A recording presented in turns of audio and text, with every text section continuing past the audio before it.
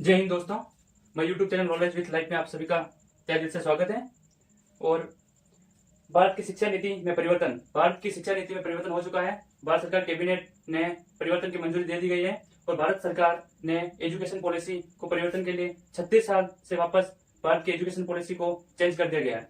अब भारत में education policy पहली बार चेंज हुई थी 1968 और 36 साल के बाद में भारत की एजुकेशन पॉलिसी 2020 में चेंज कर दी गई है और यह भी लागू 2022 में हो चुकी है।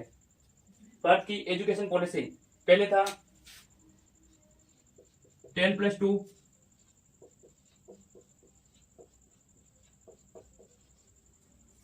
पहले एजुकेशन पॉलिसी था 10+2, अब हो गया है 5+3+3+4, 15 साल। अब यह 12 साल। पहले राज्य सरकार स्टूडेंट में किसी बच्चे पर 12 साल नजर रखती थी, 12 साल ध्यान रखता था राज्य सरकार। अब राज्य सरकार 15 साल बच्चे पर ध्यान रखा जाएगा, बच्चे पर राज्य सरकार। और भारत में पहली बार एजुकेशन पॉलिसी 1968 में चेंज हुई थी। अब 2020 में वापस न्यू एजुकेशन पॉलिसी प्रस्तावित थी जो 2022 में लागू हो जाएगी।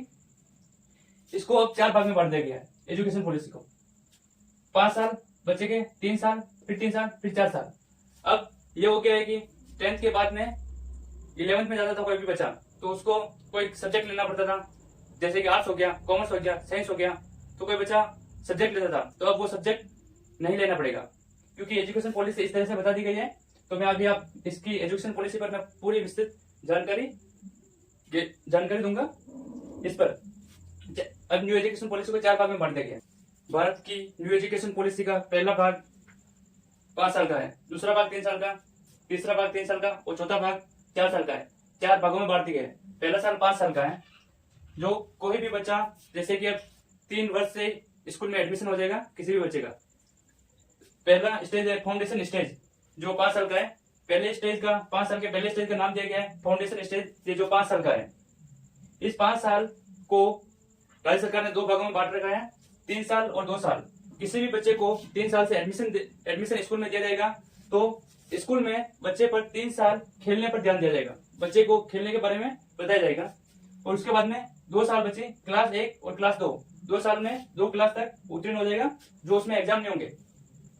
जो पहला ऐसे नहीं था, पहले 5 साल का था, 5 साल से बच्चे का एडमिशन होता था, अब 3 साल से एडमिशन हो जाएगा। जो 3 साल स्कूल में जो बच्चे को खेलने पर ध्यान दिया जाएगा, खेलने के बारे में बताया जाएगा। और 2 साल क्लास 1 क्लास 2 पढ़ेगा बच्चा और उसमें कोई एग्जाम नहीं होगा, क्योंकि बच्चे को ऐसा प्रेशर और बच्चे को ये महसूस ना हो सके कि मेरे को पढ़ाई करवाई जा रही है और बच्चे को खेलते खेलते पता भी नहीं चलेगा 1 क्लास 2 क्लास हो जाएगी। पॉलिसी का दूसरा भाग है 3 साल का, जो प्रेपरेटरी स्टेज बोलते हैं, जो 3 साल का है।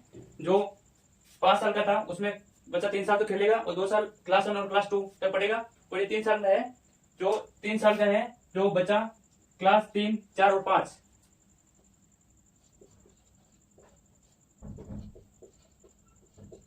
3 साल तक स्टूडेंट या कोई बच्चा तीसरी क्लास, चौथी क्लास और 5वीं क्लास पढ़ेगा ये 3 साल में। और इसमें 3 साल में अपनी नेशनल लैंग्वेज, जैसे अपनी भाषा में पढ़ा जाएगा, सामान्य भाषा में पढ़ाया जाएगा किसी भी बच्चे को। और यहाँ से एग्जाम स्टार्ट हो जाएंगे, यहाँ से एग्जाम चालू हो जाएंगे।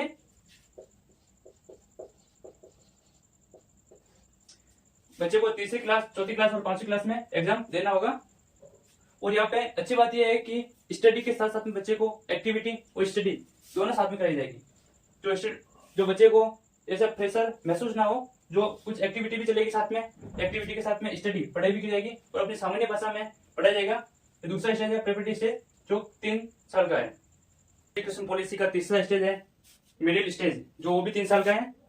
पहला था 5 साल का, दूसरा था 3 साल का, तीसरा था 3 साल का, जो इसको मिडिल स्टेज बोलते हैं, जो 3 साल का है। और 3 साल में बच्चा कक्षा 6, 7 और 8 क्लास तक उत्तीर्ण करेगा 3 साल में।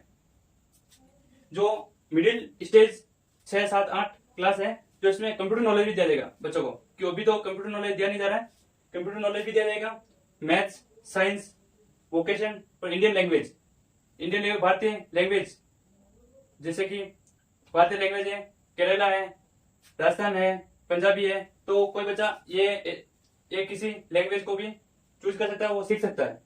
और वोकेशन सबसे अच्छा है इस पार्ट में, वोकेशन, जैसे कि किस बच्चे को कक्षा 6, 7, 8 के बाद में यदि उसको, जैसे कि कोई गर्ल्स जैसे कोई लड़की हो गई तो वो जैसे सिलाई सीखना चाहती है तो उसके साथ साथ में सिलाई भी सिखाया जाएगा, ब्यूटी पार्लर हो गया, ऐसे कई सारे वोकेशन भी न्यू एजुकेशन पॉलिसी में शुरू कर दिए गए हैं। जो बच्चों के साथ साथ स्किल डेवलपमेंट की जाएगी, जो बच्चे आगे जाके वोकेशन के कारण वो अपना बिजनेस स्टार्ट कर सके। इसीलिए सबसे तीसरे स्टेज में सबसे अच्छी बात है वोकेशन भी है साथ में। परिवर्तन हुआ था जो भारत की न्यू एजुकेशन पॉलिसी का चौथा पार्ट है सेकेंडरी स्टेज, जो 4 साल का है। सेकेंडरी स्टेज जो 4 साल का है, जो इसमें क्लास 9, 10, 11, 12 4 क्लास इसमें रखी गई है। जो इसमें मैंने बताया था और थंबनेल आपने देखा होगा, जो उसमें सब्जेक्ट नहीं लेना होगा, जो भी वो आर्ट्स हो गया, कॉमर्स हो गया, साइंस हो गया, वो लेना नहीं पड़ेगा। और अभी जो होंगे वो सेमेस्टर वाइज होंगे, एग्जाम होंगे जो 6 माह से 6 माह।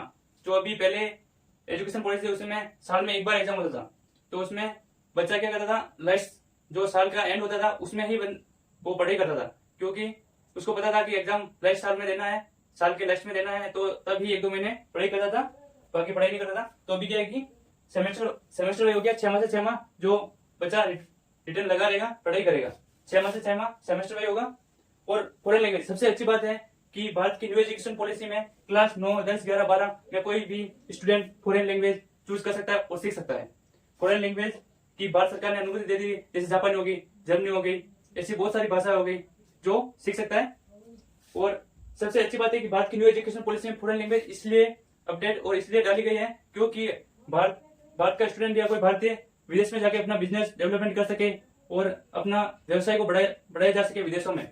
इसलिए भारत सरकार ने सबसे बड़ी क्षेत्र में बोले जाने वाली भाषा, विश्व में बोले जाने वाली सबसे बड़ी भाषा है मंदारिन भाषा चीन की, जो भारत सरकार ने उस पर अनुमति दी नहीं है। इसलिए अनुमति नहीं दी है क्योंकि भारत और चाइना का विवाद, भारत और चाइना के संबंध कुछ अच्छे नहीं है, इस कारण भारत सरकार ने मंदारिन भाषा सीखने की अनुमति नहीं दी है।